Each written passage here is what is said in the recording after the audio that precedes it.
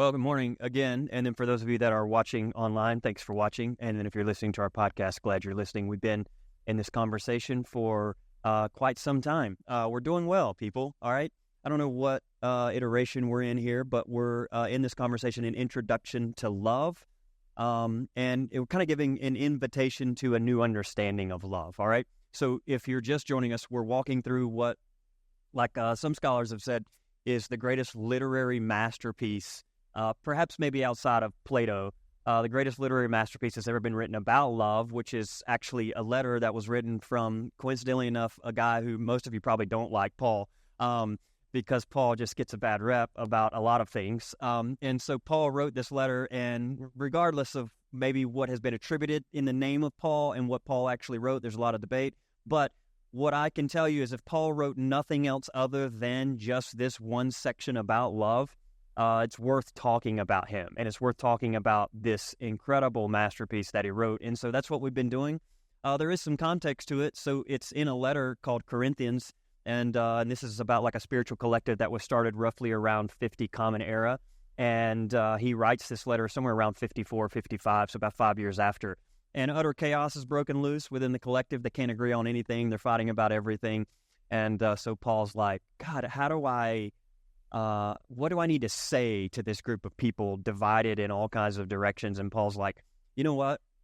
You all are some of the most hyper-spiritual people I know. You're like some of the greatest theologians I know. But here's the thing. It's almost like you've forgotten the most important part of all of this. And so I need to talk to you about love. So I'm calling it an introduction to love. And I want to preface, it's an introduction, all right? Even though we've been doing it now for about 13, 14 weeks, it's still an introduction, okay? All I'm trying to do is introduce you to love. Now, when I say love, I want to be very clear. I'm not just talking about like the hearts and flowers kind of love, all right? I'm talking about a love which some folks have called cosmic. I'm talking about a deep and vast love that permeates all things. I'm talking about love as the source and sustainer of all things. So Paul uses this Greek word because there were all kinds of different loves back then. There's like eros love, which is like erotic love or romantic love. And there's like storge love. And then there's like familiar love or brotherly love, Philadelphia, city of brotherly love. All those things are great. But Paul uses a different word, not because they aren't the same, because certainly when you have a relationship and you experience love, it is an emanation of what Paul says is perfect love. And he uses this word agape, which is a pretty amazing word. It wasn't used very much in the first century, so it's almost like he tried to use a word that wasn't as co-opted as other words because he's trying, again, to introduce you to something that's larger than even what we are experiencing.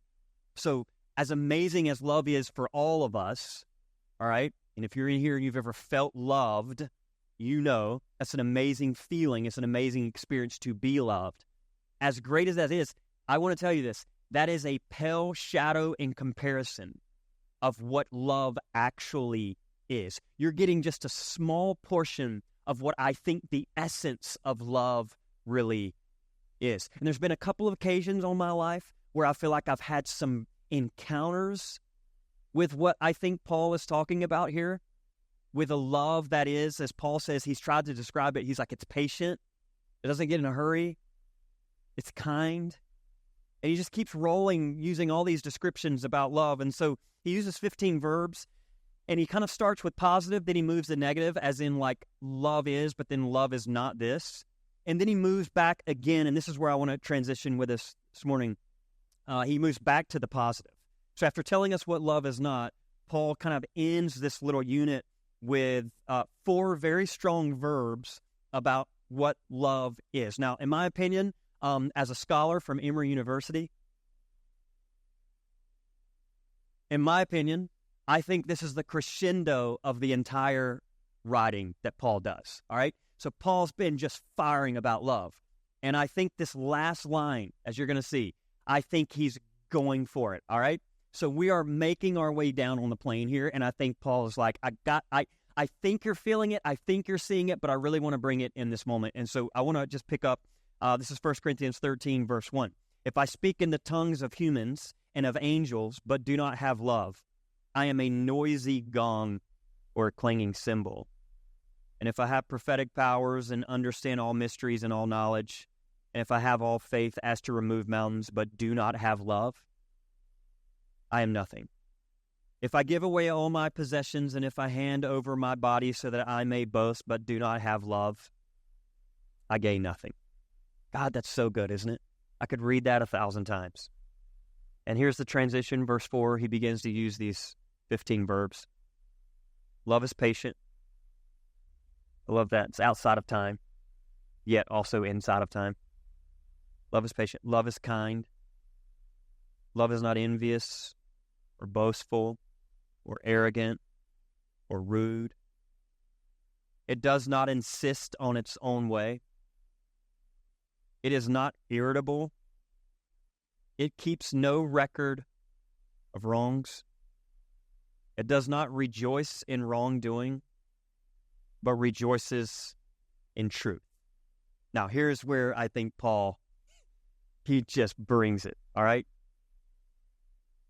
It bears all, believes all, hopes all, and endures all things. Love never ends. All right? Now, I want to just, at the best of our ability, talk about this bears all, believes all, hopes all, and endures all. All right? So let me get into this.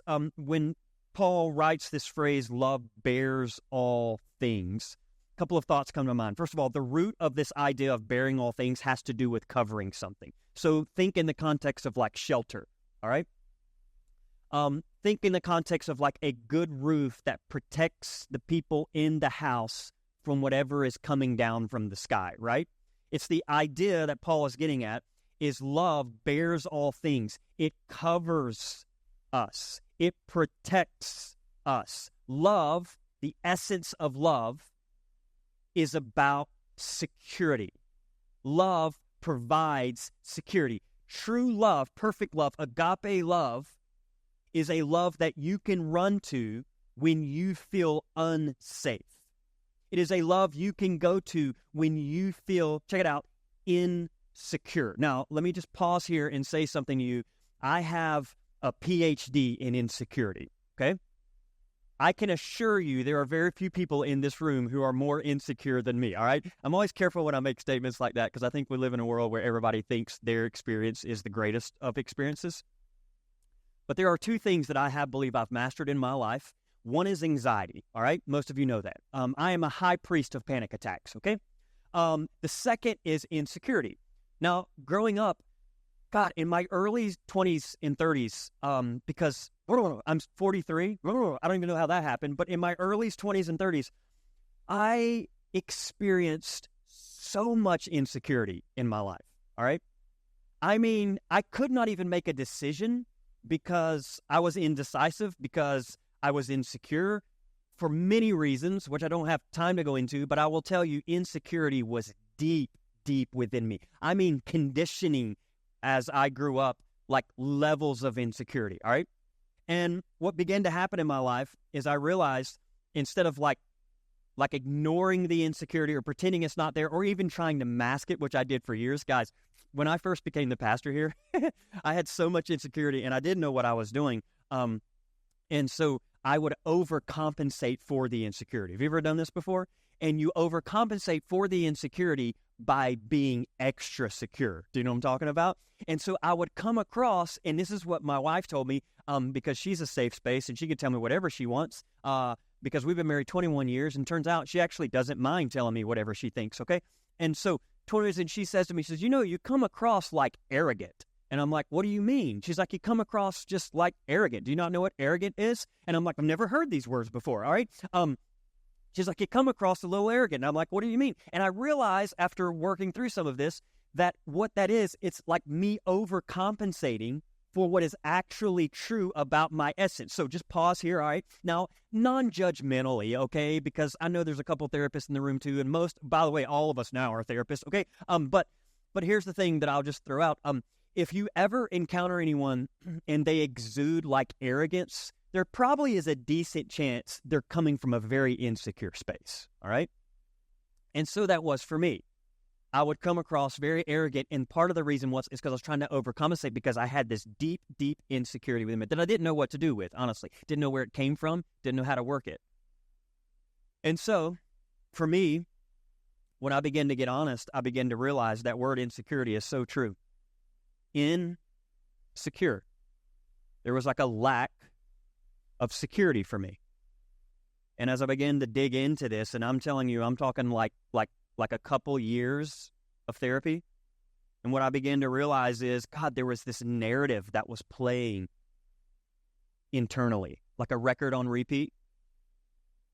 And I remember the first time I ever sat with like a notebook and I began to observe my internal voice. Or maybe I should say it like this. Observe my internal voices, because mine are plural, okay? And there's something really therapeutic and magical about taking what is invisible that you cannot necessarily see within you and allowing it to come through you through a pen or like typing, and then all of a sudden you're actually able to see it. Do you know what I'm talking about? And you can look at it and you get all of it out, but then I had this moment, oh my God, all right, I had this moment where I realized I was standing outside of it, observing it, okay? So check this out. There was like a slight little glimmer of maybe what Eckhart Tolle would call consciousness, all right? But I had a slight glimmer of consciousness where I realized, oh, I am aware of my insecurities, yet my awareness isn't insecure. Do you know what I'm talking about? Let's take anxiety for an example. I have had moments where I become aware of my anxiety, but then I realize that awareness of the anxiety is not actually anxious. Do you know what I'm talking about? And all of a sudden you have these moments like, oh, what is that? It was like, that's called consciousness, right? So I get it all out, and you stand outside and you realize, oh my God, this is what it is, thoughts on a piece of paper. And then you start staring at it and you're like, well, but what do these voices say? And I just want to say this, it takes courage to go deep within yourself. Courage. I'm non-judgmental about anyone I meet who's so messed up inside and is like, I just can't go in there. Dude, I feel you, all right? I was terrified to go inward in my life for years.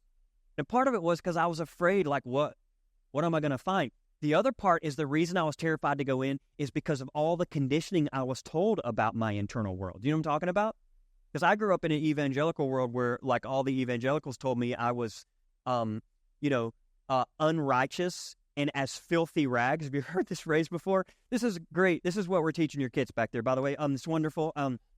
Hi, kids. Happy Sunday. You're like filthy rags. Your sin stinks to high heaven, and God can't look upon you, all right? Now, we laugh at it, but also that's how I grew up, right? And I don't think, no one was out to harm me. It's just what they were taught as well. And so they just passed it on. And so there was so much within me just trying to, like, why would I be afraid to go in? Well, there's one reason, because I don't know what I'm going to find in there. And then you go inside and you begin to realize, oh my goodness, there's a lot. I mean, just like a little bit in the shallow end. And I'm like, well, let's just start there at the front door. What's at the front door? Well, these voices. And what were these voices saying to me? I mean, I would hear these on repeat. I am not enough. I am not smart enough. I am not educated enough. I am not witty enough. I am not fast enough, good enough, sharp enough. There was all these ideas of I am not. Where did this voice come from? And then what I began to realize as the deeper I began to dig is the more I began to realize, oh my God, there's this level of insecurity because honestly, I was told so many ideas about things that were not safe. And one of those things was actually me. And so what I began to realize early on from like the book of Revelation, growing up in an evangelical church, to a whole like idea, apocalyptic imagery that the world is not safe. The world is not safe. Be careful when you grow out. The world is not safe. I also grew up on Rescue 911 and Cops. You familiar with those shows? Dear God. Like as a child watching Rescue 911 and Cops, is it no wonder we're all terrified? Is it no wonder we're all terrified of humans right now? We walk around and we're like, it's not safe out there. Be safe. You always hear that phrase, oh, just be safe wherever you go. Like it's just a dangerous world. Yeah, I grew up that way. Everything stepping outside of your house was dangerous. So the earth was unsafe. The world was unsafe. And then you just keep going. What I began to dig, I began to realize, guess what else isn't safe? And this was my own logical conclusion, my own little rational brain growing up as a child. I began to realize, and this is the ultimate one, the divine is not safe. God is not safe. Because I was always taught you need to fear the Lord. They would always say it's a healthy respect, but what they really meant is you actually need to be terrified of the Lord because this God is out to get you. And it was always interesting to me growing up because it's very confusing. They would say God loves, all right, with an unconditional love. But then they would tell me if you reject his unconditional love, God will reject you for eternity, right? So even as a child, I remember being confused, going, well, wait, that isn't unconditional then. That means it's conditional. God's love is conditional, as in you're saying God loves me unconditionally just the way I am, but if I choose not to love God back, then the condition is God in that moment stops loving me because I go to eternity without him. Yeah, rational, natural impulse, God cannot be trusted. And yet, at the very same time, Vacation Bible School, they would invite all the kids down going, you need to trust God to be your Savior. Well, do I have a choice? That's actually the great question. Do I have a choice? Because if I choose not to accept God, then what will God do to me? Because that will determine whether or not God can be trusted. God, that's actually kind of a good word. Just thought about that. I like my own sermon. All right. The world was not safe. God was not safe. And then turns out the more I got into original sin and that idea, I began to realize I am not safe. Then they told me God is love. Check that out. Here's what that means. Love is not safe. And this is the fundamental question that I think Paul is actually getting at for all of us. Do we trust love? Do you trust love with that son, that daughter? Do you trust love with that partner, that spouse? Will you trust love for you? And I begin to realize, oh my God, I don't even trust love because love in my little world had been so overused, abused, and distorted that I could no longer even trust it. I don't trust love. I can't tell you how many conversations I've had in this room of people that I'm absolutely amazed that you're actually in this building. Because many of you believed in hope you were in safe spaces called a church or an institution that claimed to represent the way of love, and it turned out that this place became the very place that hurt you the most. I cannot tell you how many LGBTQIA friends of mine are in this space right now. We could grab a mic and hand it off, and many of you would stand up and you would share a story about how you were hurt by this institution, the church.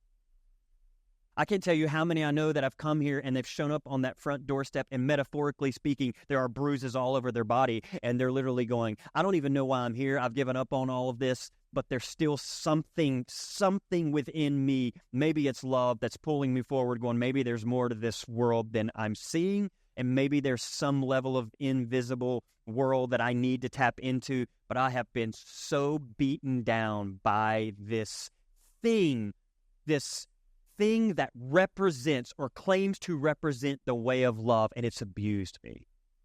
Yeah. I'm familiar. I know that. I feel that. And this is what I think Paul is getting at. That's why he says love bears all things. It's the idea, it's almost like he's inviting us to trust that love is trustworthy. He's inviting us to trust that love is not out to get you. Love is not out to hurt you. Love is actually protecting you, and love is actually trustworthy. It doesn't seek to hurt you. Love is actually safe.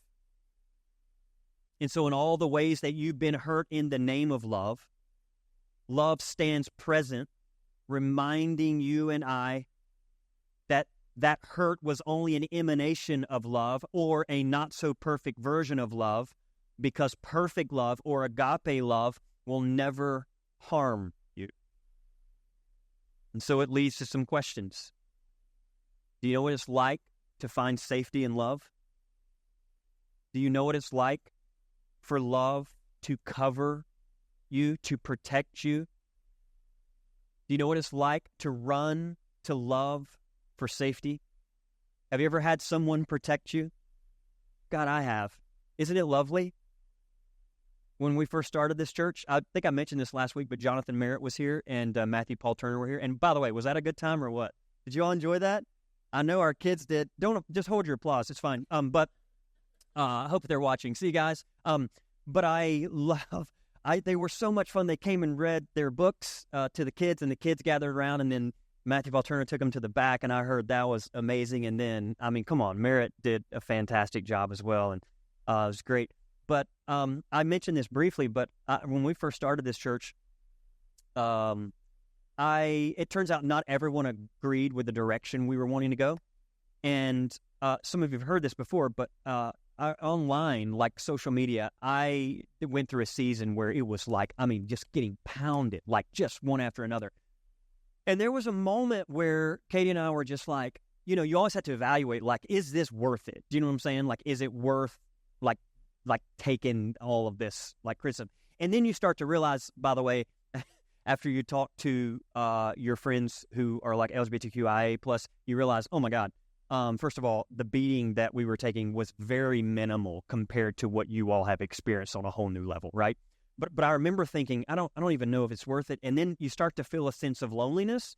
Probably some of you have experienced this. Probably by and large why you're here is the path that you've chosen to take. Maybe particularly if you grew up like in a particular religious home, maybe it feels isolating at times. It feels a little lonely, and that's been the case for Katie and I. And there was a moment where I felt like we were the only people in the South that believed the things that we were believing. Like we were the only humans who were actually talking about these things. Turns out that's not the case. You're all here too, all right? But at the time, I remember just publicly getting just beat down. And I just don't give it energy. You all have heard me talk about this before, and I hope you get it and do your thing, whatever your thing is. But I want you to know, I don't give it energy. And I think that's the best way to diffuse situations. Like, it's just not a good stewardship of my energy to stay online and keep, like trying to defend Vinings Lake. There was a time where I used to defend Vinings Lake, and then I realized I can't keep doing this. I'm not going to have anything to actually give to Vinings Lake. Do you know what I'm talking about? So I just stopped defending it. So, like, people can say whatever it is they want to say about Vinings Lake, and I'm just like, yep, to each their own. That's none of my business, right? And there was a moment where Vinings Lake was just taking a beating, and I was like, I don't know what to do. And then that was when Jonathan Merritt stepped in. And Jonathan, he is what I call, he waxes poetic with words. Do you know what I'm talking about? He is a master of words. And I want to be careful here because you got to be careful with the ego. But I remember one time he stepped in online, and guys, it was like the high school bully, and I was the freshman in high school. And yes, I'm painting the narrative, and I was the innocent freshman, okay? And then you had the high school bully, and then just getting pounded. And it was like Merritt stepped in going, hold on, all right? If you're going to pick on somebody your own size. And this guy went at them. And I got to tell you, my ego loved it because I was sitting watching the dynamic but not engaging, going, get him. And I mean, woo, bro can cut with words. Man, he's so good at it, right? And he was taking his sword, just going, and then he turned around and looked at me and was like, all good? Do you need anything else? I'm like, I think I'm good. He's like, I'll be back if you need me, all right? And I'm like, yes. Everybody wants one of those people, right? Don't you want someone who comes to your defense? Isn't that a beautiful feeling? I love it. I've been in arguments before with, like, in family circles where, like, I'll look over and Katie's getting pounded and I'm like, not today, right? And I'll jump in, or vice versa. My favorite is vice versa. When I'm getting pounded and Katie's like, I'm sorry, is there a problem here? I'm like, oh, you messed up now. Katie's involved, right? You know what I'm talking about? Like, it's a beautiful thing when someone protects you. I'm saying Paul is like, look, here's the thing. Love is looking after you. Love is looking out for you. And I'm telling you, love is your space of safety. You have a place to go. It's called love. And it's present with you right now in whatever your situation is. And I would also say it's not just this ethereal idea, although even that helps. But I think love takes on flesh and blood, which is part of the reason why I think we're here. And I would ask you, do you have people in your life that are safe? Do you have people in your life that represent the way of love that are safe for you? That's really important. I hope you do. I have people in my life. They're safe. And by safe, I mean I can tell them just about anything, and here's what I know. No one else is going to find out about it. Do you have people who, when you tell them something, they lock it down? Now, I've talked to you about this before, but maybe you're here and you're like, no, but I want people. How do I find those people? First of all, you're in a good place. I think Vinings Lake is a good place to start.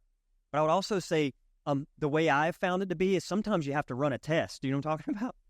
So it's not that complicated. If you think this might be my person, I can find like a safe space here. Great, tell them something. And then just wait a couple weeks and see if it gets back to you. Do you know what I'm talking about? That's the test, all right? And what you begin to find is, oh my God, I have people in my life now where literally I can like bare my soul to them, and I know it stays with them. That's actually one of the beautiful things about therapy that I love. It's like one of the few safest places in the world. It's why I love therapy so much, because it is, I'm telling you, integrity-wise, it is as safe as it gets. These people have sworn to their gods, to their books, that everything that happens in that moment stays in that moment, and it's beautiful. Isn't that nice? Isn't it nice to have a place to go where you're like, oh, it's safe in here. It's safe. That's my hope for VL. That's my hope for this space. My hope for this space is that you feel like it is a safe space of love. That you actually can come in this room exactly as you are.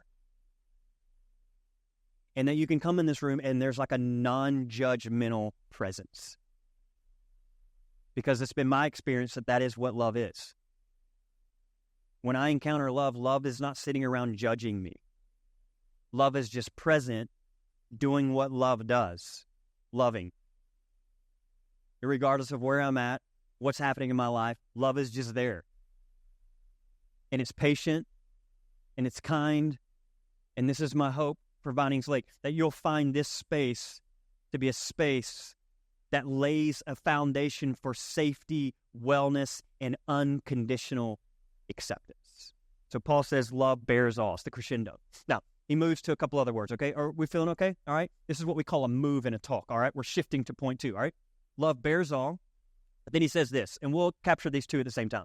Love bears all, love believes all, and love hopes all. Now, I want to talk about this and then share a quick story, surprise, surprise, about my life, okay? What does Paul mean when he says love believes all and love hopes all? First of all, I don't think what Paul is saying is love is blind and believes everything and anything, all right? I don't think that's what Paul is getting at.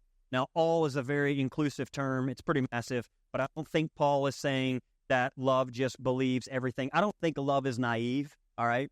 I think love knows exactly what love needs to know in the moment.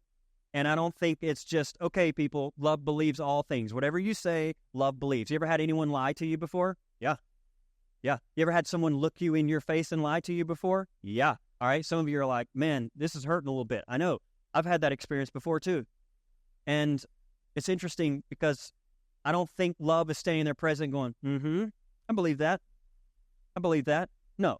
Love is not naive. We're not talking about a passive idea here. Love is actually fierce.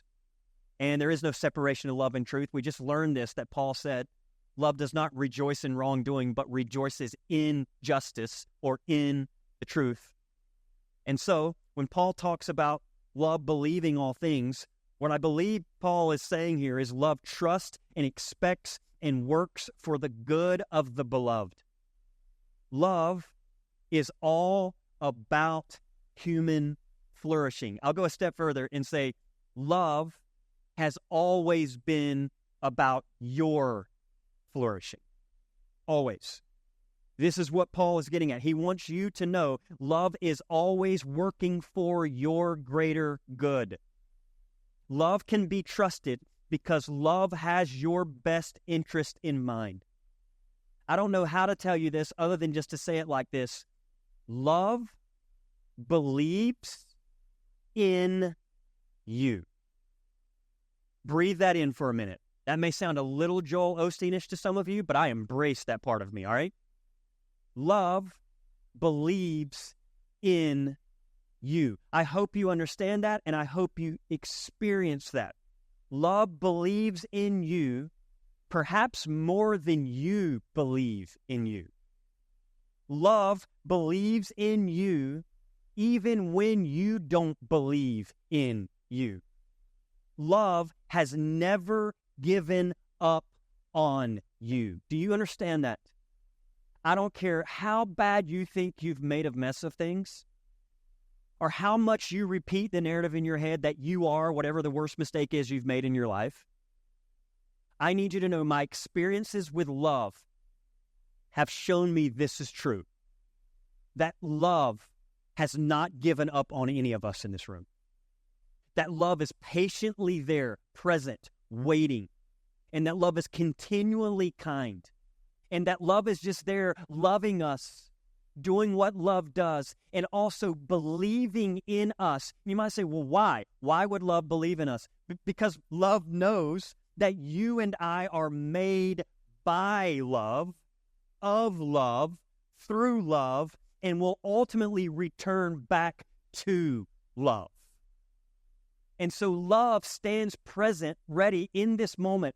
And I need you to know this, fully believes in you right now. So I would just ask you, in what area of your life right now do you lack confidence? In what area of your life right now do you have question marks? In what area of your life right now do you like, I don't know if I'm fully capable or qualified to say that, do that, or even attempt that idea. Most of you in this room, if I sat down, and we should do this one Sunday, I think it would be amazing.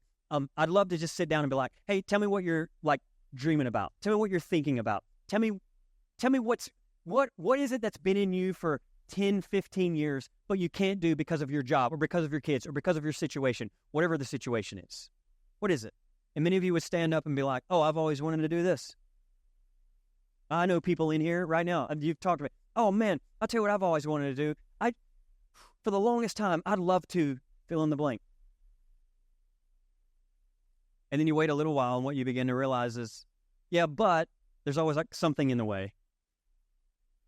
And I want you to know that when Paul writes, love believes all things, I don't think it's just all things. I think specifically what he's saying is love believes in you. Love believes in you. Has anyone ever believed in you? You know what that's like? Has anyone ever believed in you when you didn't believe in yourself? You ever had a moment growing up where you weren't sure if you could do it, but you had someone steady there representing the way of love going, you could do it? Like we're talking like, yeah, if you're like, I feel like I'm in children's church. I know. Most of us need to be reparented, right? I'm telling you, I don't know if anyone's told you this lately, but I am telling you right now, love in this present moment believes in you. And I think if we knew how much love believed in us, we might be terrified, actually.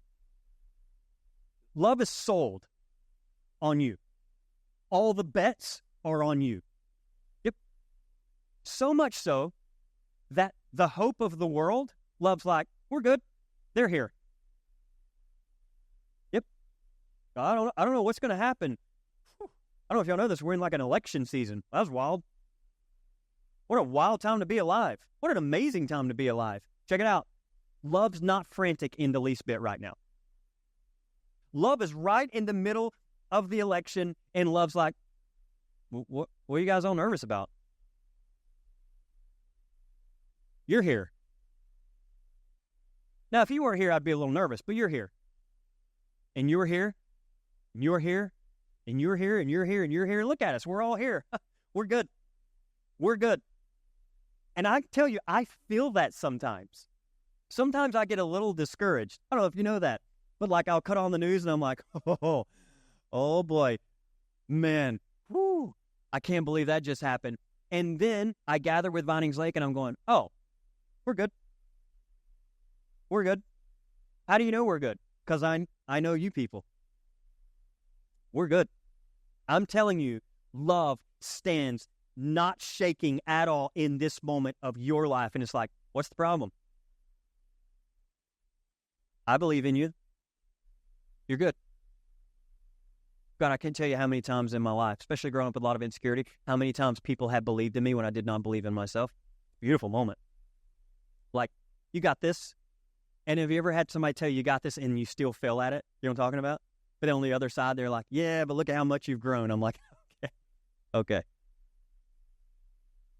But there was some it almost felt like this first level of naivete. You know what I mean? Like some level of, yeah, but you don't know me. If you knew me, you wouldn't believe in me as much. And they're like, no, I know you. And I know you, and that's why I believe in you. I believe in you. No, I want to share something with you all. Yeah, we're good. Are you all okay? Everybody all right? Okay. I told you I have, I have lived with these insecurities, and they've made their way out in many ways in my life, but I can't tell you how much I have not done in my life because some level of fear kept me from doing it. And that's non-judgmental observance, okay? I don't look back now like, Arr. I look back because I look back in a sense of grace and compassion, because what I think I realize is I was just simply trying to protect myself from danger, right? That's my go-to. Boy, I love to protect from danger, all right? Love bears all, right? My love button's pretty fierce on protecting itself, and I love it. So I look back with some sense of compassion, but I can't tell you how many things I've missed out on because I let fear take the driver's seat, right? And I was concerned about the outcome of it. I mean, many things in my life. And there are some things that's just smart to miss, all right? I once jumped off a cliff with my wife paragliding in California. I will never do that again, all right? Like never. I didn't let fear get in the way. I jumped and quite frankly wished I had not, all right? Because for 45 minutes, my little instructor, who was like a 70-pound woman, all right, who pushed me off the cliff, is like, we're all good. Are you having fun? And I'm like, all right, like just like, no, I'm not enjoying myself at all. Utter misery forever, all right? And so I won't do that. So there's some things I'm just not going to do. You live and learn, and I learn. I hate flying. I hate heights. I don't like being, if my feet are not on the ground, y'all have fun, okay? But all that said, there have been many things in my life that I have chosen not to do or missed out on because fear, which is an amazing thing, has just taken more of a prominent role in my life. And for a while now, I have been sitting on something.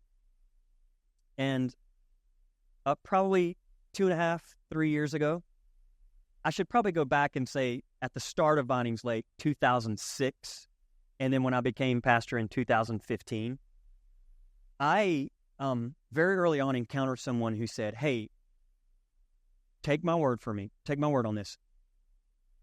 Get like a Word doc and write down just paragraphs of your experience right now at the beginning all the way through.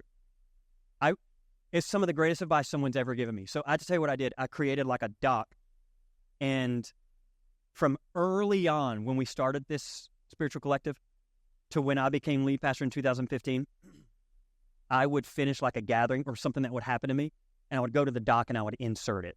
And I'd be like, oh man, that's good. And I cannot tell you people, one day I will tell you the amount of stories I have collected over the years that have transpired to make us who we are. I mean, some of them are so funny, all right? And then some of them are so painful. And then some of them are like, yes, that's a good one, all right? So I've been collecting these stories. And then I started doing it in my own life. I was like, oh, these stories. So I started collecting these stories and writing them. And then I had a therapist one time tell me, they said, writing is like a release valve for your anxiety. And I'm like, what does that mean? They're like, it comes through you. So you're opening your body up and you're allowing it to work through you. I'm like, and so they push a little bit harder going, you should write more. I'm like, that would be something. And so then I started writing more. And then I got to the place where Katie's like, what are you doing? And I'm like, just not right now. Like just going for it.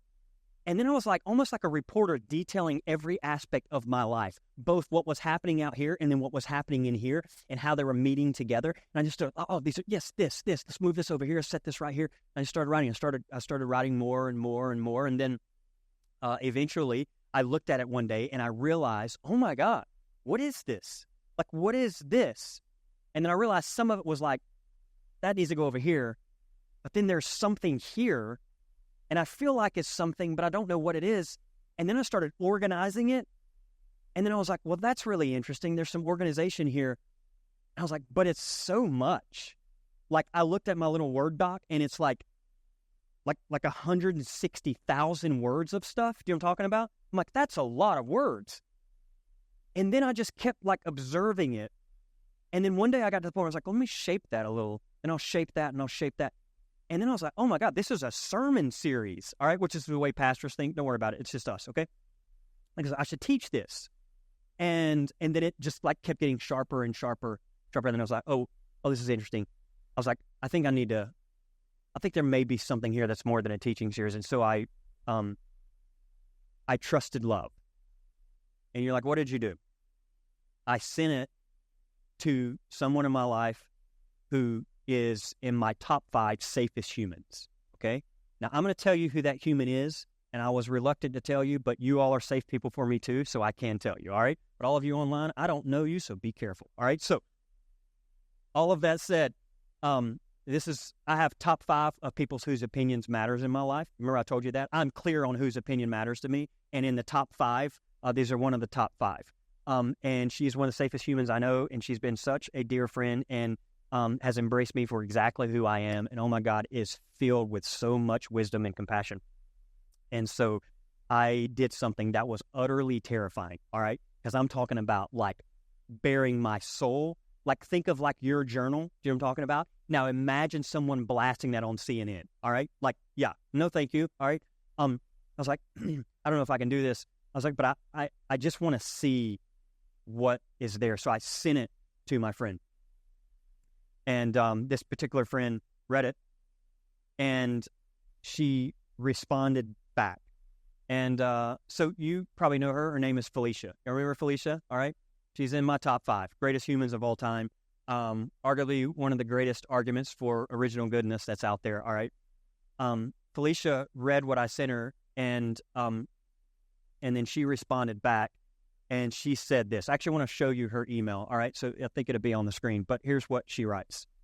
She said, Cody, I know this feels scary and vulnerable and open. I totally get that, and I respect that.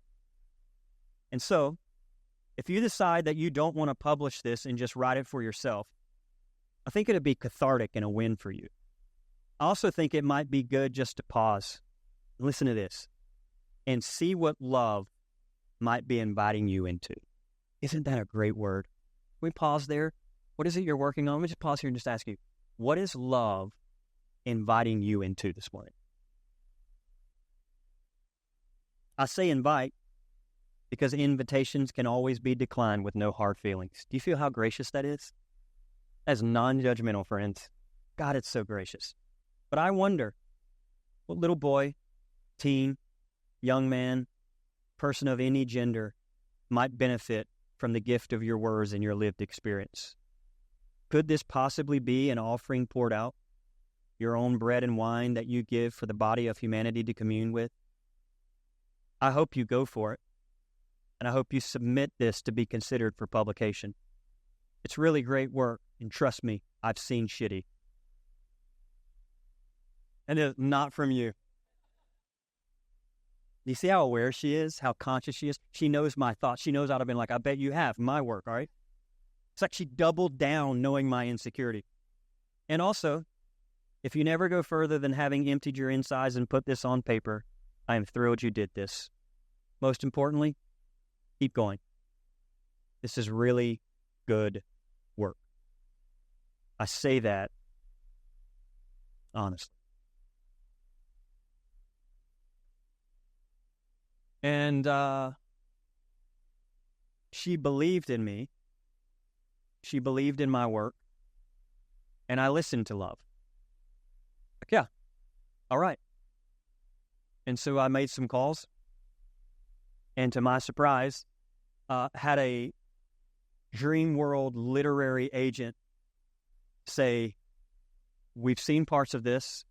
We love it. We want it. And so I had a literary agent signed, and then this literary agent, I don't know if you know this, I didn't know I'm all into this world, they pitched it to publishers. And then the publishing company sets up a meeting with me, and then I'm in there going, can you pitch your book? I'm like, what does that mean? I'm a pastor. I don't know how to pitch a book, but I've been pitching Jesus for a while, so I'm like, I think I can do it. So you pitch the product, and I want you to know something, and I'm telling you this, all right? And you're the second people to know this. I told our board recently, and I'm telling you this. All of that to say, I want to show you an image of something that happened last week. I, friends, have signed a contract for a book deal with a publishing company. Isn't that amazing? So fun. And even better, they want it pushed out so fast. First of all, the publishing world moves at a snail's pace, all right? But they were like, do you have this thing done? I'm like, yeah, I think it's done. And so I actually turned in my final manuscript last Friday, which is amazing. All right, so I'm telling you this now, and you're like, is this a flex? Of course it is. All right. When you're insecure like me, you flex all day. All right. But I tell you this just to say, first of all, we do this together. All right, you know this. But I also tell you this to say, I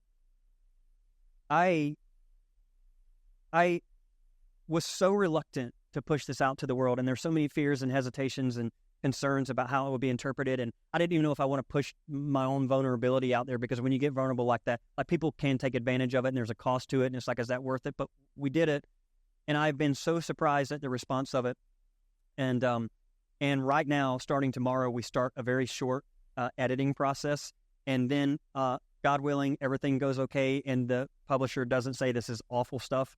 In the fall of 2025, you will have a book in your hands. All right. And so I'm so thrilled. Now, I tell you all that for many reasons, but part of it is,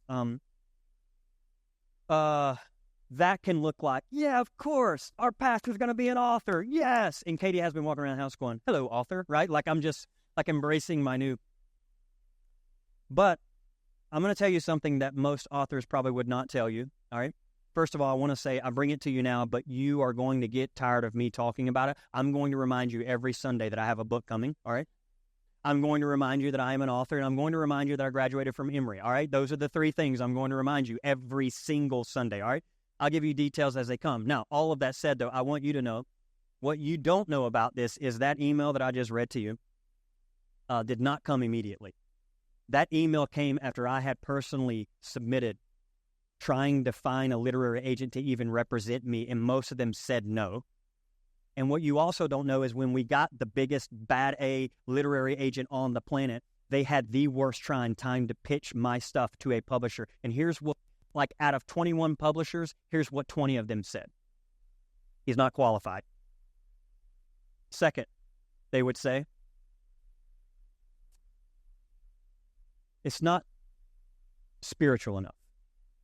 It's not Jesus enough. It's not Christian enough. Then they pitched to, like, bigger houses in New York, and the bigger houses said, it's too spiritual. You know what I'm talking about? It's too Christian. I'm like, Jesus Christ, what are the options here, all right? Then I had people tell me, you're writing on a subject that you are not qualified to speak on. And then we had people say, here's the big one, you're not popular enough. There's a buzzword in the marketing world, it's called platform. It's probably the most nauseating word I've ever heard in my life. And honestly, I told my literary agent, I'm not doing platform. Jesus had 12, so either the world can take it or not take it. And I'm not trying to be like, and I know there's a system, but I'm just saying, I'm not here to build platform. That's just not my thing. It's not what I do, all right? And to my surprise, the literary agent said, we love that more than ever. And turns out, check this out, all the no's we got, and they don't say no, they just go, we pass. That's their line. We'll pass. And I got a lot of passes. And with each pass, I would go to Katie going, oh my God, it's not, I'm not good enough. I'm not going to do this, right? Like, do you know what I'm talking about? Can you imagine how emotional just a wreck it is at my house? And my wife has loved me through this. And then there was a publisher in Grand Rapids, Michigan, that got a hold of it and said, we don't need to meet with him. We see it. We love it. And here's their phrase, we believe in it. So they just sent the deal. And I literally told my agent 2 words, let's go. All right. And so we're doing it. And I cannot tell you what it feels like to have someone believe in you. I'm just throwing that here because I think that's what Paul is getting at. Paul is saying, check it out. Love is safe. It covers you. Love believes in you when you don't believe in yourself. Love hopes all things. You're in this room right now, and you're like, God, so much fear and anxiety and worry about the future. Love's not worried. Love has seen the future. That's why love's not worried, because love knows love wins at the end of all of it. And then Paul goes so far as to say, love endures all things. And for Paul, he pointed at Jesus because for him, that was like the greatest like manifestation of love enduring. Here's a man who like literally all the way to the end of his life was being crucified. What a powerful image. And this Jesus is up there like dying this wretched, awful death from a massive empire. And he looks down and he's just like, forgive them. They're unconscious. What is that? Patient love. Just there in the moment. And it's as if Paul is just saying, that's what I'm trying to tell you about love. Yeah. It will endure to the end. It will be present. But in the process, just know it's here right now. And it's cheering so loud for you. And I don't think love is just some ethereal thing. I think it takes flesh and blood. And this is a part of maybe what we're here to do. What would it look like for you as parents to cheer on your child? Honestly. I know some of you are your kids' greatest cheerleaders. I love that. I love that. I read something somewhere, I don't even know where it was from, somebody who wrote, I could not hear all the negative criticism because my parents' cheers were so loud. That's love. That's love. I hope that's true about our collective. May we cheer on those that we need to cheer on so they know, my God, these people believe in me. I know. And I also want to tell you this. I don't know how much you're aware of this, but I think the walls between the invisible and visible realm are far more porous than we realize.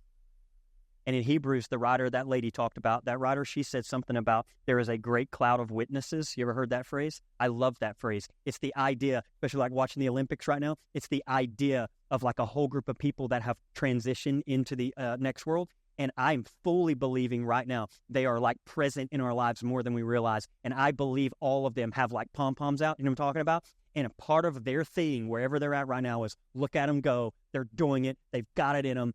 Go for it. Keep going. We're here for you. Yes, go. Keep moving. My God, I hope we feel this as a collective, people. We're like all these years into it. God, we're just getting started. Do you understand what I see in the future? Like we're going for it, and we're not going to slow down. We're going to keep going. And I got to tell you this, I'm not worried about what happens in the moment, because what I know is in the end, love will actually win the whole thing. So turns out we're on the side of love, so we're good. All right? We're good. So it is with you.